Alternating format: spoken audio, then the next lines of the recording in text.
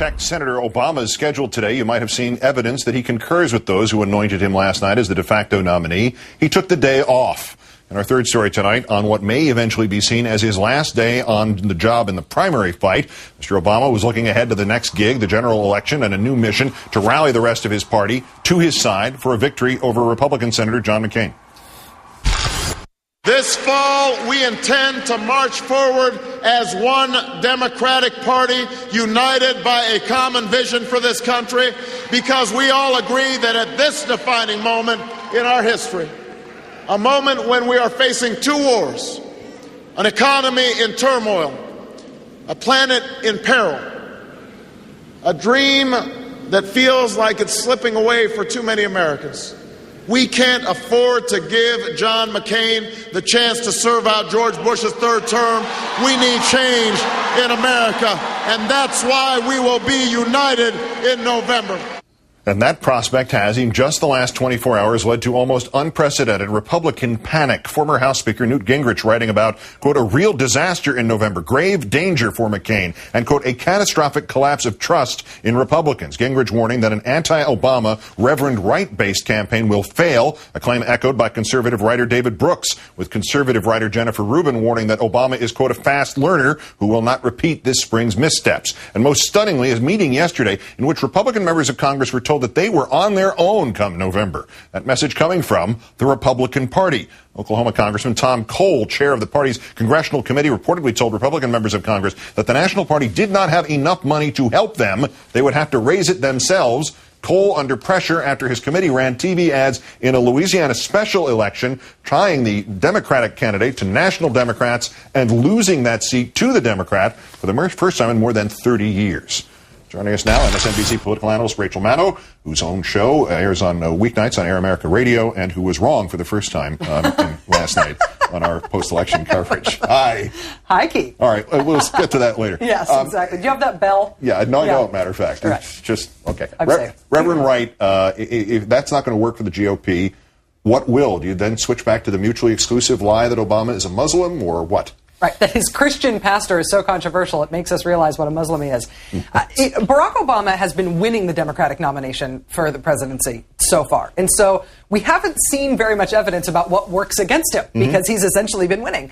But honestly, Senator Clinton has been running, in some ways, a kind of Republican-esque campaign against him. So if Republicans are looking at that to see what might work against him, what lessons should they draw? Well, we know that the Reverend Wright thing alone is not enough. That he weathered that storm, and it's dangerous for the Republicans because John McCain has his own albatross pastors, John Hagee and Rod Parsley, and they know that it can't be the pandering, gimmickry policy stuff, since the gas tax thing may have ultimately helped him as much more than it hurt him. Some interesting reporting from our friend Jonathan Alter about how Obama said he was sort of personally invigorated by being able to talk about policy stuff like that gas tax issue. So they know what they can't do. What can they do? What has knocked him off his stride? This is a little ugly, but I think the stuff that has knocked him off his stride and slowed him down is the John McCain has a black baby stuff, the not policy, mudslinging, nasty stuff. Yes, he handled Reverend Wright. Yes, he weathered it. But it did seem to sap the energy from him. He doesn't seem to have an appetite for it. So maybe you use that against him. I think also he doesn't seem to have much interest in the process fight. He's not trying to shove Hillary Clinton out of the race. He's really not. Right. And so maybe you do process stuff against him, which is incredibly ugly. That's like gaming the secretaries of state, campaign finance violations, that sort of stuff. But if you can get an advantage against him on that because he won't fight on it, great. Run a low-ball, low-brow, dirty campaign against him. Yeah, but if you bring in campaign finance, suddenly he goes, and what about that loan you got based on your opting into public campaign financing? So there are some answers to those. There are answers. He just doesn't seem to want to fight on those grounds, and so that may mean he's vulnerable on those However, grounds. if the choice so far from Senator McCain continues at this rate, there isn't much for him to worry about, Obama that is, because McCain brings up his votes on the Supreme Court, which immediately reminds people, oh yeah, he may lead to the overturning of Roe v. Wade. All right, that's 51% of the country just went, I knew I didn't like that guy for some reason, right? No matter what else you think about John McCain, know this. John Paul Stevens will be 88 years old when the next president takes office. Ruth Bader Ginsburg will be 75. Even Anthony Kennedy and Stephen Breyer will be in their 70s. Alito and Roberts will still be in their 50s. That John McCain's age issue in this election may not be his own. It may be John Paul Stevens. Yep. Because it is more likely than not that the difference between legal and illegal abortion in this country will be who's elected the next president. All right, pursuant to our discussion last night, would not this focus by McCain on Obama, by Obama on McCain, kind of confirm the thesis offered by, well, me, that Senator Clinton is now, for all practical purposes, in the rearview mirror? For the practical purposes of Barack Obama and John McCain deciding their strategy, yes. From Hillary Clinton's perspective, apparently not.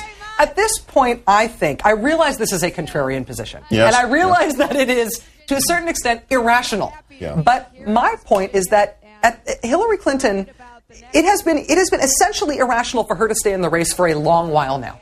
But she has stayed in. And it's only marginally more irrational for her to be in the race now than it was 2 days ago. No arguments have worked thus far. I don't know what happens about Indiana magically that works today. Say what you said before we came out here, though, that you heard something in this newscast that rang a bell that somebody had told you to look for. This is the coming of the apocalypse that she's going to bow. We are starting to hear some of the things that insiders in Washington say are the sort of dog whistle signals that Hillary Clinton's campaign will be packing it in. That said, I am the least insidery person who will tell you something like that, so take it with a grain of salt. But it was about Feinstein. It is about Feinstein. Feinstein saying anything negative to this. Feinstein's voicing dissent here it may be a dog whistle signal that things are I heard another one. I can't say it yet. I got to check to make sure I can say it. But I'm going to leave you with that as a tease. And it's okay if you're wrong. I still think she's staying in. I didn't say she's not. She's going out. I'm saying she's going to go out, and it's not going to be with nails scratching against the. You think she's going to pivot and exit gracefully? It's going to be much calmer. We'll see. All right. Rachel Maddow, Air America, MSNBC. Wrong. Thank you. Thanks, Keith.